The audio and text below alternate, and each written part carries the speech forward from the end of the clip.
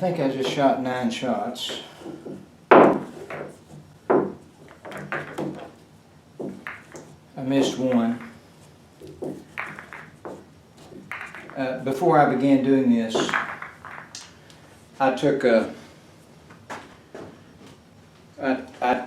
laser and I set up 3 shots, 3 dots. A dot for the cue ball, a dot for the object ball, and a dot for center pocket. So I lasered it out into a straight line as perfectly as I could, with this dot representing center pocket. So the first 3 shots that I shot entered into the pocket very nicely, but they weren't perfect. But they entered into the pocket very nicely. And the 3 shots that were shot are described objectively from a visual standpoint, in that you have center and center as an alignment that can be seen, learned, and repeated. Now, the pocket width here is 2.5 inches. So there's not a lot of tolerance there for error. So as the ball entered into the pocket, it had to be very clean. So there's not anybody that would think that this ball would have to enter in directly over the center of this dot to the exact millimeter as described for center pocket to be a professionally accepted shot from an objective alignment. Just because you have an objective alignment doesn't mean the ball is going to perfectly cross the center of the pocket. There's not a single player at the U.S. Open this year that can come here and shoot a dozen of these shots and make them all cross over center pocket. But if you could do some visual eye tracking, it could probably be determined that many of the players could accurately see center to center, consistently, shot after shot after shot. But the problem occurs when the body has to follow what the eyes are seeing in the form of physicality, the stroking aspect of what makes this ball go into the pocket. So there has to be some tolerances built in, even for the objective straight-in shot, because it's impossible for the body to follow exactly what the eyes are seeing. Pool is a visual game, and the body has to follow. So essentially, pool has three areas of 3 domains, you might say: the visual, the physical, and the mental. If I wanted to shoot a stop shot, then I know I can describe the speed and the tip position. That's a mental aspect. Seeing the center to center would be a visual aspect. Delivering the cue to center would be my follow through on my knowledge and my visual alignment. But no one that's playing with a full deck would even begin to purport that in order for an objective center-to-center alignment to be acceptable and viable in the scientific world, that this ball has to cross the exact center of this dot. It's an impossibility. So let's transfer that over to center-to-edge aiming. I've asserted that center-to-edge aiming provides an alignment that is essentially commensurate as that of center to center. In other words, all of the cut shots that I shot after I did my initial 3 straight-in shots, all of those shots were cut shots. I was using CTE. I use CTE for the straight-ins, by the way. But anyway, the cut shots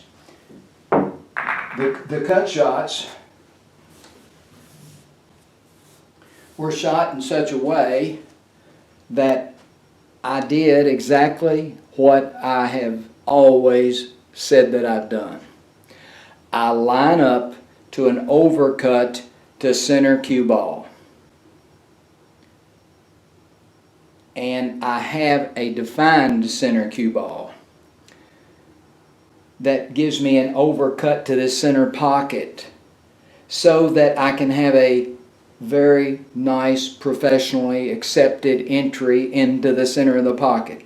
There's not one single player at this year's U.S. Open that would come here and look at the little demo that I just did and say some of those shots were not acceptable because they didn't go over center pocket, the dot for center pocket.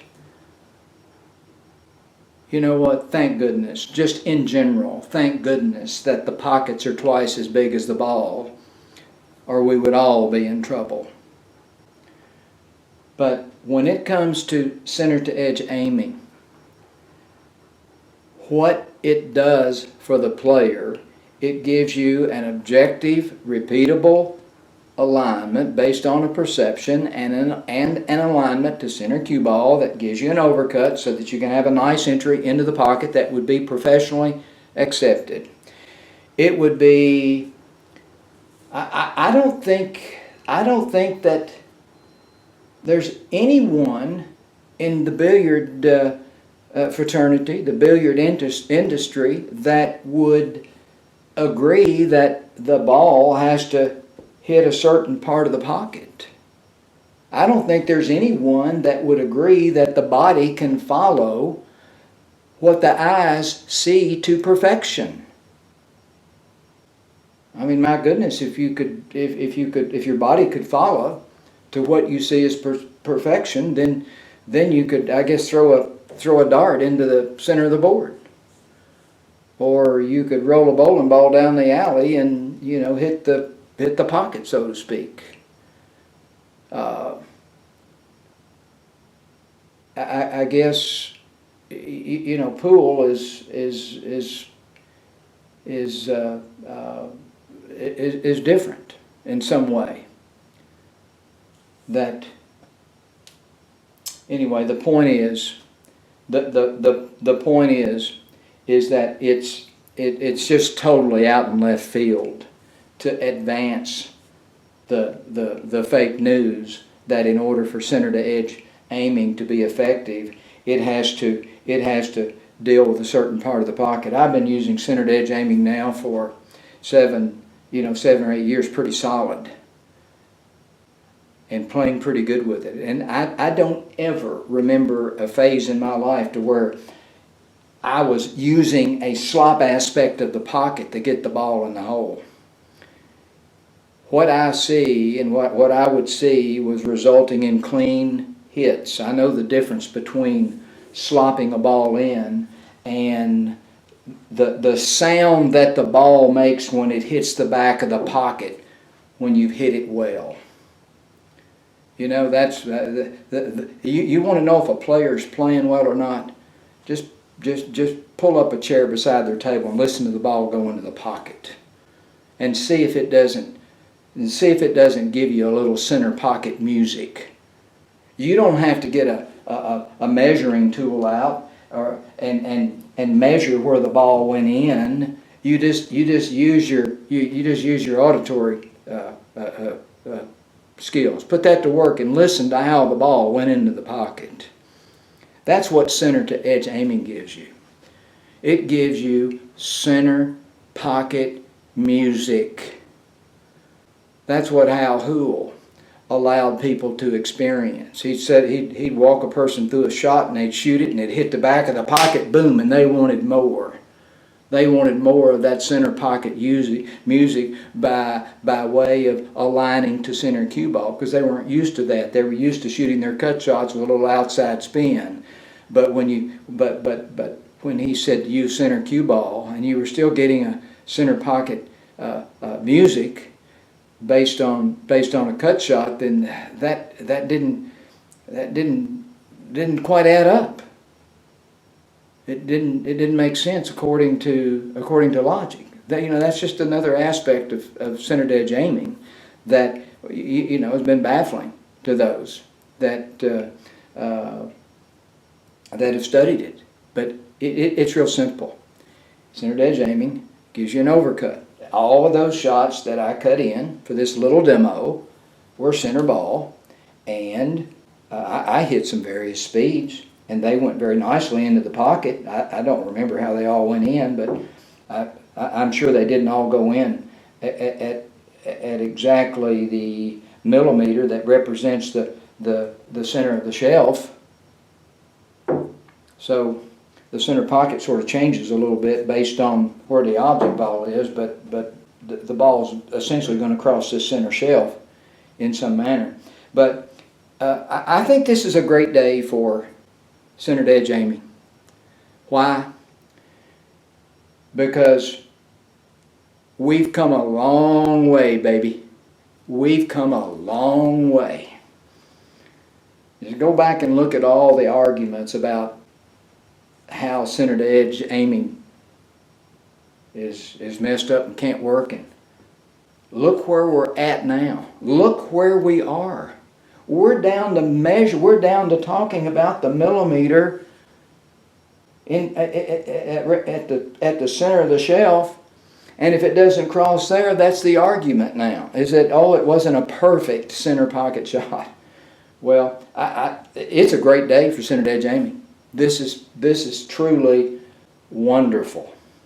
I mean, the arguments and the debate against centered edge aiming have evolved to the point that Shuffett moved the ball by a half of an inch off the spot. So what does that prompt? You get on your little texter and you text somebody and you say, Shuffett moved the ball a half of an inch. We got a problem here. Let's exploit that. And then the other day I shot a ball in the pocket, and I guess they get their phones out and they go, Shuffett shot a ball and it didn't go into the center pocket. He calls it a center pocket system, so we got to exploit that. So this is super. This is, I'm laughing. This is wonderful. I mean, I can't tell you how joyous I am. This is tremendous. Thank you for prompting me and allowing me to have this opportunity to send this information out to those that are interested. So I like advancing knowledge about centered edge aiming.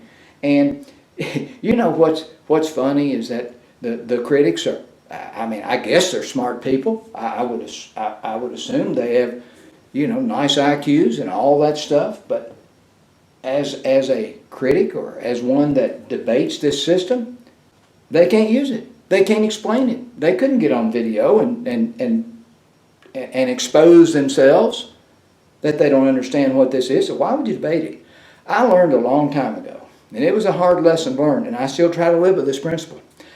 I keep my mouth closed. I keep my mouth shut until I know about a topic. I know completely about it. I try to live by that. I can't say that I've always done that, but I try to.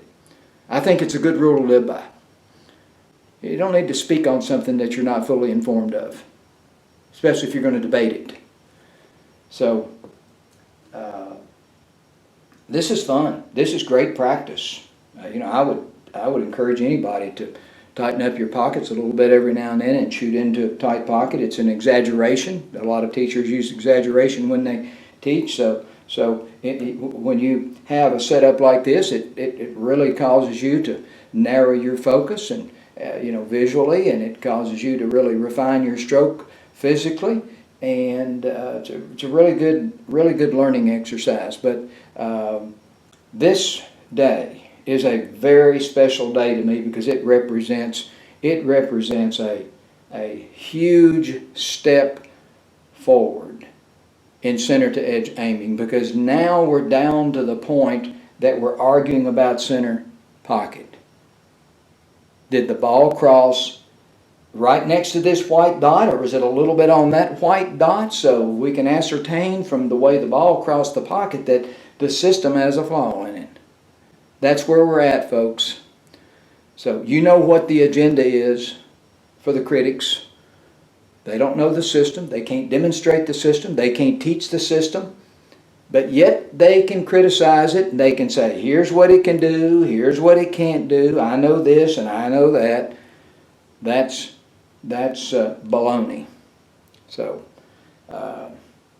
anyway, this has been a fun little demo. I'm just not going to let the idea slide on by that center pocket, the notion of center pocket can be used as a weapon against destroying centered edge aiming. You know, maybe there should be a TV show called Nit-Pickers. I know 2 or 3 that could be on that show. And what they should do is ride around the United States and just pick out various things that they don't know anything about, know nothing about, and then they go in and they pick it apart.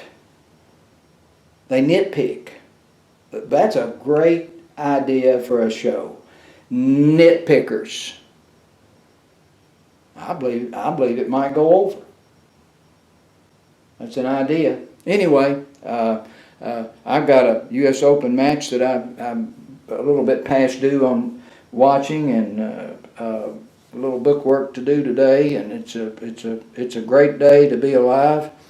Every day is a great day to be alive. I'm proud that pool has been a part of my life. It's been a passion of mine for nearly my entire life, and I am thrilled and overjoyed to be able to bring center to edge aiming from you. So it's coming. Just hang in there. It won't be that much longer. Thank you for your time.